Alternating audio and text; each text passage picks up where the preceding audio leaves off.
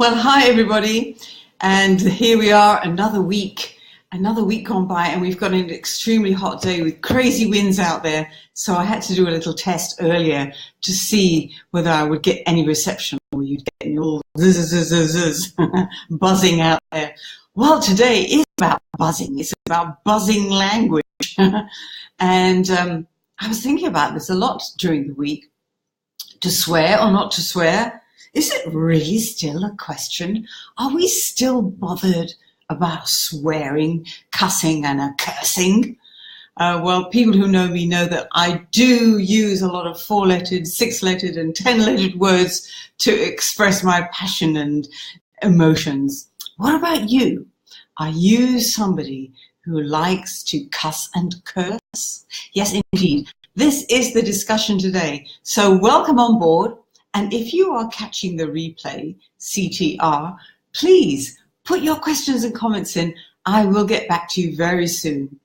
And hi, somebody out there. That's really nice. So let's get into that big discussion about swearing or not to swear or not to swear. Is it really a question? Because what got me going was that last week we talked about holding back the good stuff. We talked about people who had inhibitions and shyness, who felt that they couldn't speak up, had to hide their real personalities, that they were too shy to get involved. Yeah, that kind of thing.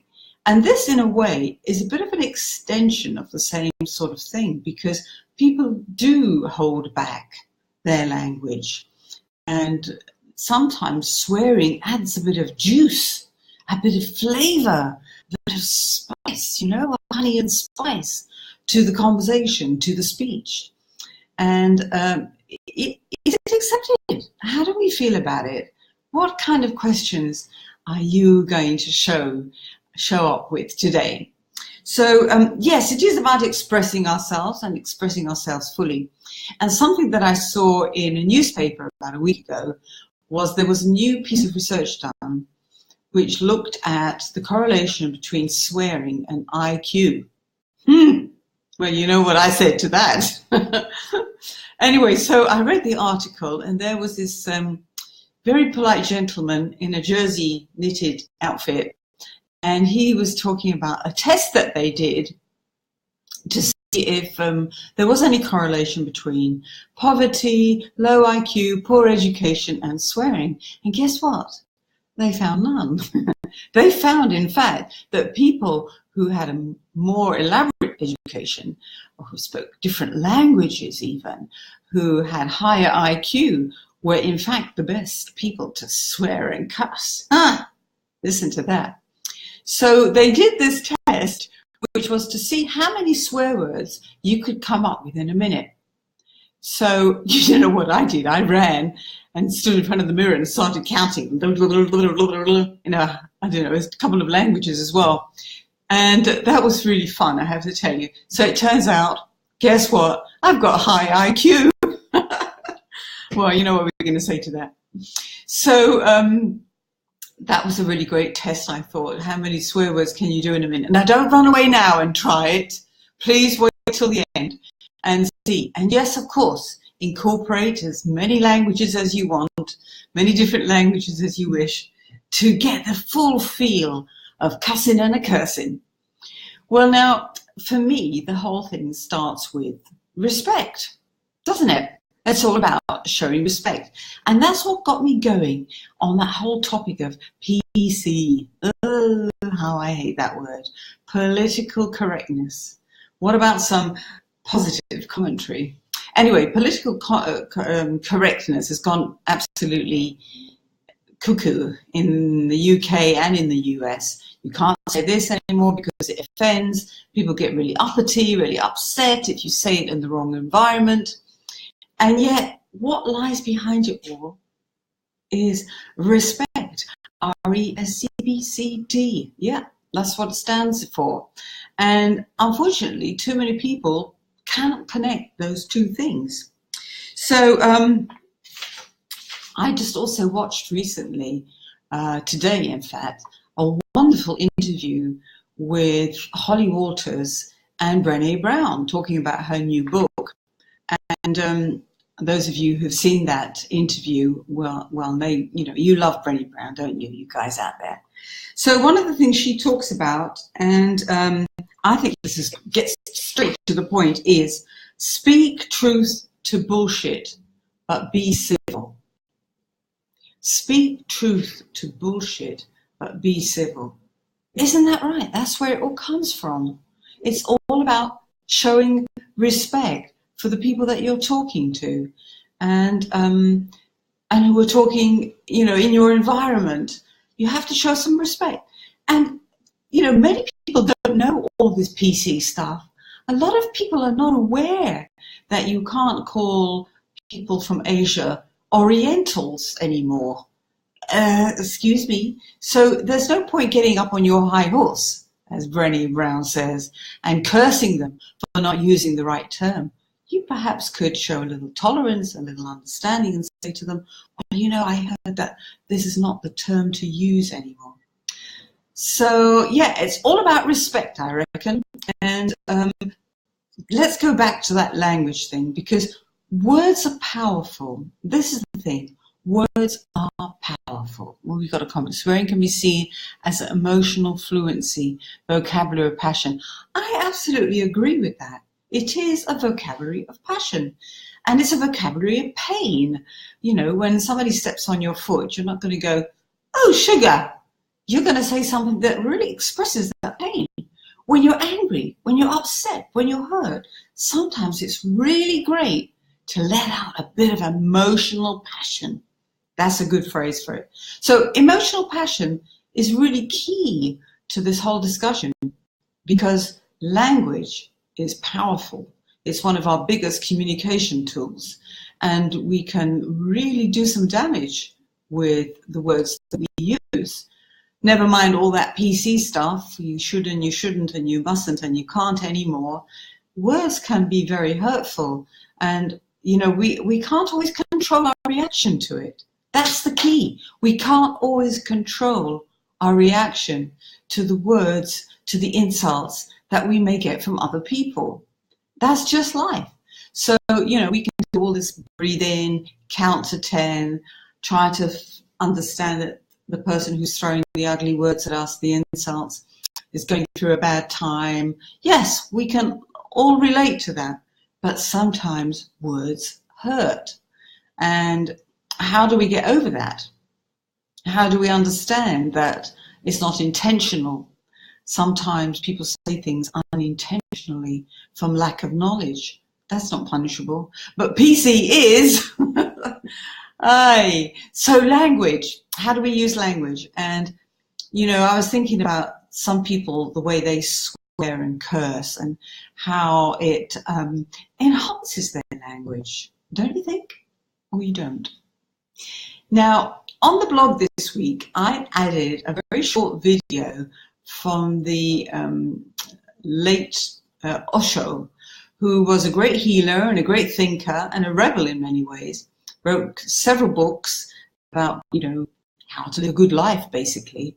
And he did this very short video about one of the wonderful words in the English language called fuck. And he went through the amazing the amazing ways, different ways that you can use this one word and all the different meanings it has. So go onto my blog and have a look at that. To swear or not to swear, is it really a question? It's this week's blog. And look at that video, and I'm telling you, you will laugh your head off, and you will see that the word fuck really has not a lot of meaning at all. It has a lot of meaning, a lot of different meanings. So then, of course, if you look around the world and see how words, swear words are used. Now, I live in Spain, as many of you know, and here in Spain, if you watch the news, you will hear swear words being used all the time. Gilipollas, which is wanker, and then we have joder, which is to fuck or fuck off. This is used a lot. Newscasters use it. Sports newscasters use it a lot. You hear it on the radio. You hear it on the street. it's almost like it's lost its meaning. And people don't really shrug their shoulders about it at all. People aren't worried about it. What does that say to you? How do you feel about that? Does it offend you? Does it affect you? What we're saying here, swearing is part of any language. To use it intelligently, meaningfully, is to make the difference. Yeah, you have to use it with a little bit of care and to use it in the right company. Because, you know, for example, children are like parrots, they'll copy you. But, you know, people have been using swear words all their lives in all the different emotional situations that we've talked about before. So although it's accepted in some countries to say certain words more than others, you know, I think Americans have this thing about the fanny. The fanny is your backside, but in the UK, the fanny is your front side. So, you know, kind of confusion going on there. But, you know, the way we use swear words is to express ourselves. So in line with what we talked about last week about holding back the good stuff and being inhibited to express yourself, let's just take that to another level. Because when we are around our friends or people that we feel relaxed with, we do let go of our language a little bit. We feel more relaxed. Some people do that when they drink alcohol or when they indulge in, unfortunately, illegal substances. Then they might let go of their language a little bit more and curse and cuss. And what does it show you? What does it mean to you? Does it mean that person's rude? Does it mean that person's insulting? What does that really mean to you? I don't find it, and you see, I think it boils down to the way you say it. You know, you can say some pretty ugly 4-lettered, 6-lettered, 10-lettered words and really hurt somebody because the energy, the facial expression, even the body language tells you that they mean it in an insulting way. Or they might just use some of those cussing words in a more kind of friendly way. And you can see it and feel it in their energy, in their eyes, in their body language. That's just part of their expression. They're just saying it because that's the way they feel. And there's no harm done. But you can tell the difference. You can tell the difference. So there is that kind of awareness going on when somebody says something to you that normally you'd think, oh, that's a dirty word, that's bad language, that's an insult. Have a look at the way they say it before you get all uptight and curse them back. So what happens when we don't express ourselves? Yeah, I've got my notes here. What happens when we don't express ourselves and we hold back on our language? Then we kind of stop that colloquial flow, because it's the magic of colloquial language that gets our point across, that gets our meaning across. And it gets a kind of freedom of speech. Haven't we fought hard for that? It gets that all flowing so nicely when we can, you know, feel relaxed about our language. What's this comment here? Cursing is sinful only in stiff religious manner. Yeah, it is. But, you know, there are countries still where cursing is banned. Cursing in public is banned and is punishable. So, you know, if you curse and you add somebody's name on at the end of it, you could be punished for it in some parts of the world. And yes, that's true. Religion does hold very strict rules about cursing, because, you know, if you curse and you mentioned some holy figure's name, that was good, and you mentioned some holy figure's name, well, you know, that's all punishable, isn't it? So we're not there really to insult, we're there to get our point across, to spice up our language. Wycliffe Jean, great singer, songwriter, performer, some of you know him, hip-hop star. He says, base your stories on events, on real events, and then add the spice. And that's it. You add the spice to it. And I know certainly from my own life that you have to add a little bit of juice sometimes to put your point across.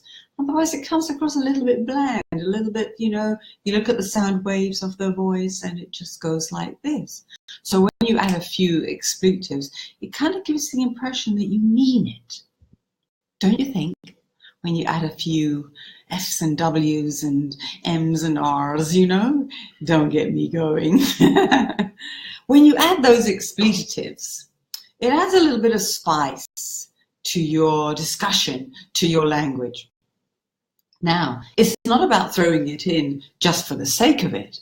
It's about using it intelligently, using it wisely, as those scientists who did the tests on people who swore more discovered that they were people who had better and bigger and more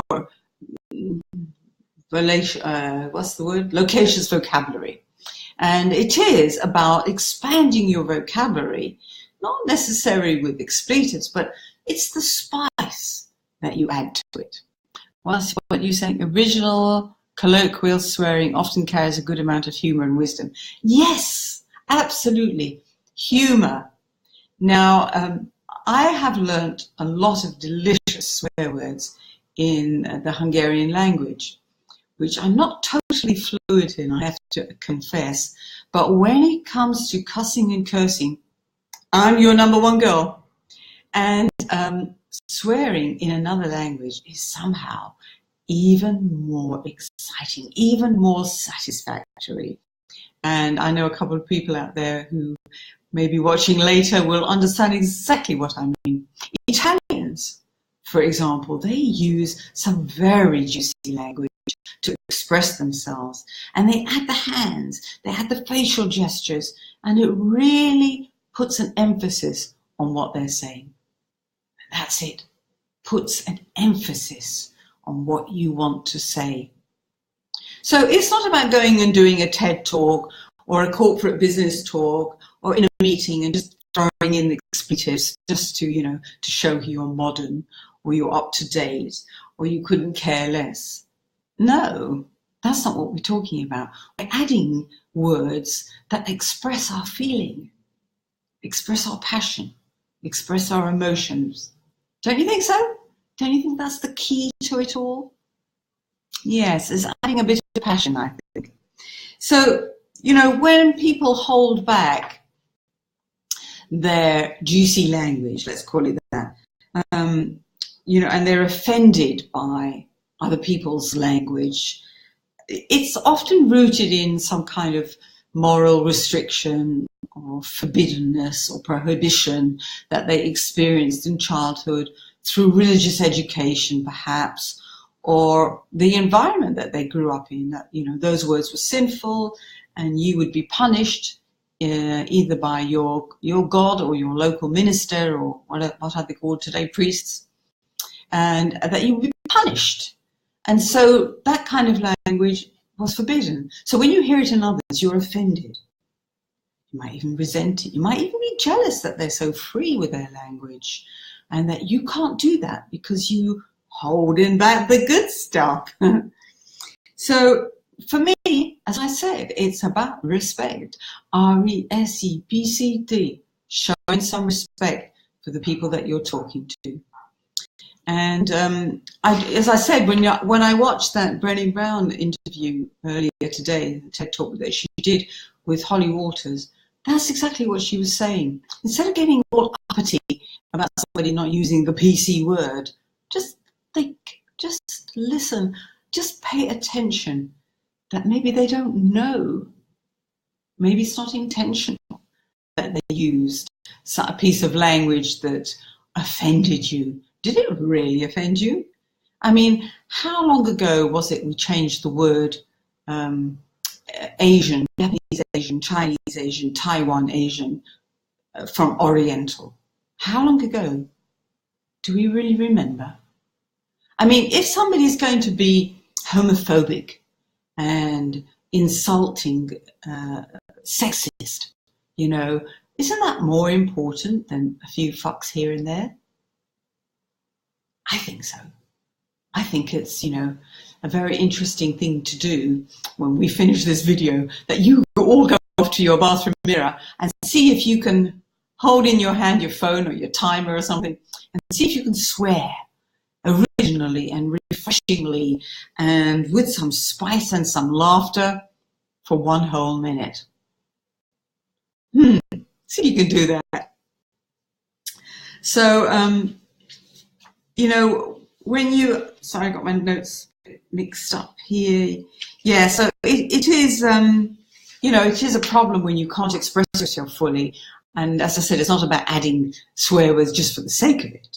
It's about using words powerfully to a great effect. So you're going to do the swearing exercise.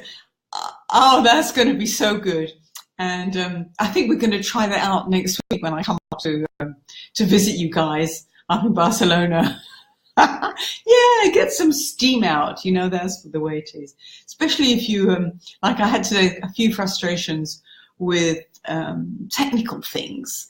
And there's nothing like, you know, I'm not going to bang my hands on the table because it's going to hurt my hands.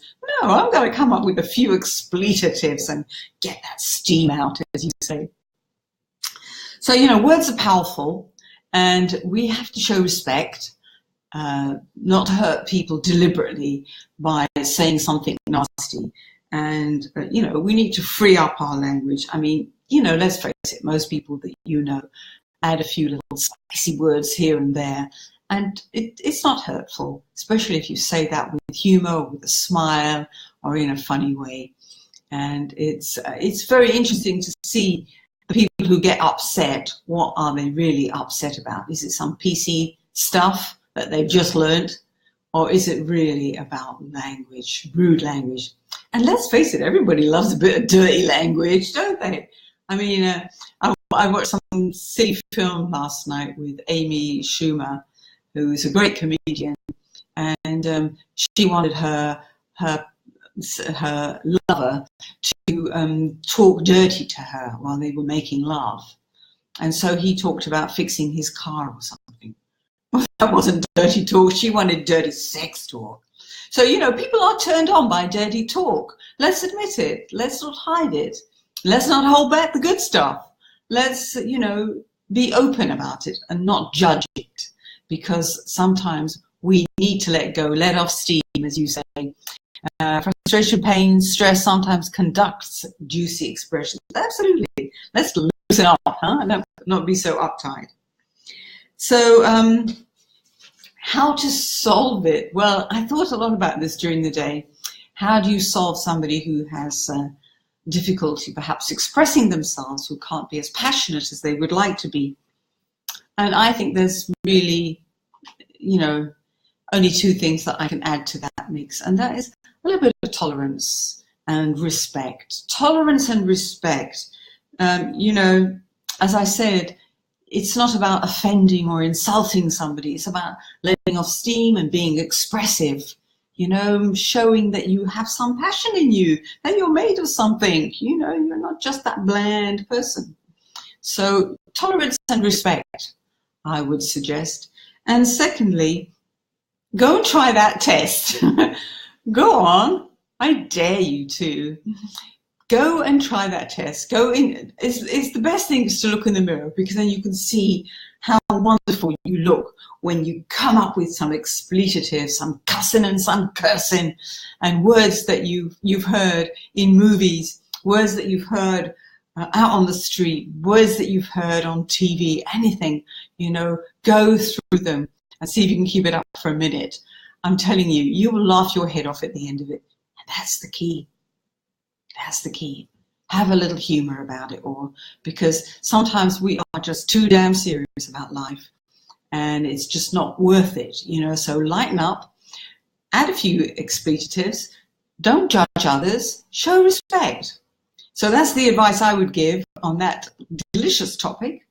You know, censorship is really a twisted thing when you go to the movies or when you go onto the internet and you can see some really horrendous sex scenes, some quite violent movies against women and females, children and whatever, and yet you can't say the word fuck. I mean, you know, where is that twisted nonsense going on? So, yes. What do you think? Have you got comments on that? For God's sake, try it. Yeah, I can see all of you now going off. No, not yet, not yet. Going off trying that test. But in the link above, you will see I have that to my website, so you can see that little video that Osho does. If you like gurus and healers and spiritual leaders, he's a great one, and he does this very funny thing. And there's also a link to the scientific study that was done on swearing. So have a look, give that a click, and you'll see. So now I want to tell you, if you feel any of this resonates with you, and if you feel you'd like to take this further and find out what's holding you back from coming up with some colloquial language that really connects with people and creates engagement, then, there's also a click button in the link above. It's not below, it's above, which takes you to my contact page on my website. And you can book in for a free chat. Yes, we can chat for 30 minutes and we can really get down to the nitty-gritties and find out, what are your obstacles? What's holding you back? Maybe I'll be able to identify them, and we can get into some solutions and resolutions that will really work for you. It's all about communication, and let's face it, every one of us has to speak in public, and more of us have to speak online. We have to communicate. So how can we put that across and create real engagement and get the attention that we want by using language? It's our greatest tool. How do we use language to connect with people? So if this is something that resonates with you, then click on that link above. It's above, I'm sure. And let's chat. So the other thing I want to tell you about is that I'm now offering for the month of September, the Power Hour. Yes, it's a Power Hour for an hour with me to talk about some of those obstacles. And let's see if we can identify the things that are holding you back and not making that connection. It's a super 1 hour, 60 minutes packed with you. Everything that you want to discuss about getting down to the nitty-gritties to make your connection, engagement stronger, sparkling, sensational. And because next month I'm going to be launching a fabulous new program that I know is going to be very exciting, and there's going to be some giveaways, and there's going to be a free place. That's going to be one of the prizes on the competition that I'm going to offer, and it's going to be very exciting because I know everybody loves chatting and everybody loves talking. But in the meantime, here we are, Thursday coming to a close, and next week I shall be traveling up to the beautiful city of Barcelona to meet some friends up there. So I might do the Facebook Live a little bit later. We'll see. I might do an interview. I've got a couple of people lined up who might just join me to do an interview. So next week's session is going to be really fun-packed.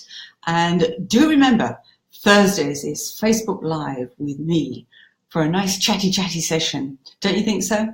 So before I go, I'm going to swear in Hungarian. So any of you Hungarians out there, I'm going to make you laugh.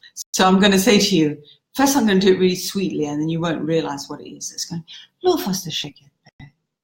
And you think that's a really nice thing, don't you?